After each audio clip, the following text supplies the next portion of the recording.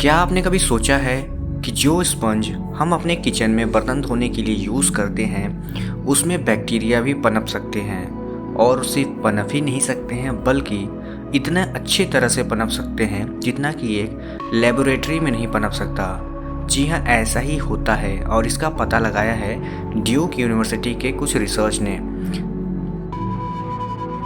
Duke university के researchers का मानना है कि हमारे घरों में जो किचन स्पॉन्ज होता है वह एक ऐसा माध्यम है बैक्टीरिया को ग्रो कराने का या ग्रो होने का जिसमें बैक्टीरिया किसी और जगह के मुताबिक बहुत ही अच्छे से ग्रो होते हैं। और वहाँ पर बैक्टीरिया की जो बायोडाइवर्सिटी होती है यानी कि उनकी जो कम्युनिटी होती है वह कहीं और जगह के मुताबिक यानी कि एक लैब के मुताबिक कहीं ज़्यादा अच्छे से पनपती और बढ़ती है। यही कारण है कि हमारे घरों में पाए जाने वाले किचन स्पॉन्ज अपने आप में गंदे होने की वजह से बैक्टीरिया के लिए एक सबसे अच्छे घर के रूप में साबित होते हैं। अगर बैक्टीरियल कम्युनिटी की बात करें तो कुछ बैक्टीरिया ऐसे होते हैं जो एक कम्युनिटी में रहना पसंद करते हैं और उनका एक दूसरे के साथ इंटरेक्शन होता रहता है। वहीं कुछ बैक्टीरिया ऐसे भी होते हैं जो ज़्यादातर अकेले रहना पसंद करते हैं। ऐसा तब होता है जब किसी बैक्टीरियल कल्चर को किसी लैब में बनाया जाए तो यहाँ पर समस्या देखने को मिलती है, क्योंकि जो बैक्टीरिया अकेले रहना पसंद करते हैं वह किसी लैब के पेट्री डिश में उतने अच्छे से ग्रो नहीं करते जिसमें कि ढेर सारे बैक्टीरिया के कम्युनिटी आते हैं।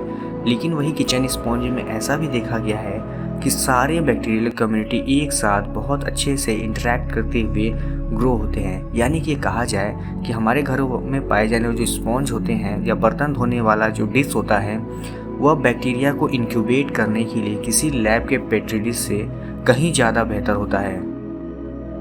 अब सवाल ये उठता है कि अगर इतने सारे बैक्टीरिया हमारे स्पॉन्ज में होते हैं तो क्या इससे हमें नुकसान हो सकता है? क्या ये हमें किसी बीमारी का शिकार कर सकते हैं या नहीं?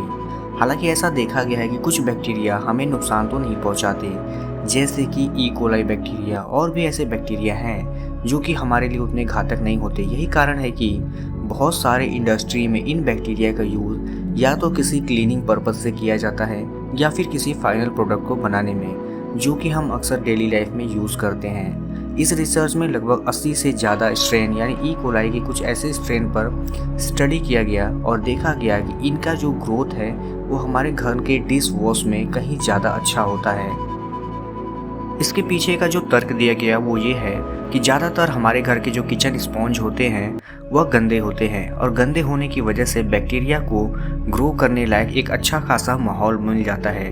और उस स्पॉन्ज की जो बनावट होती है वो अपने आप में भी काफ़ी यूनिक होती है, जिसकी वजह से बैक्टीरिया अपनी कम्युनिटी के साथ चाहे वो अकेले रहना चाहें या फिर कम्युनिटी में बेहद ही आसानी से ग्रो कर सकते हैं। और बहुत अच्छी तरह से आपस में इंटरेक्शन होने की वजह से उनका एक दूसरे के साथ रहना संभव भी हो पाता है।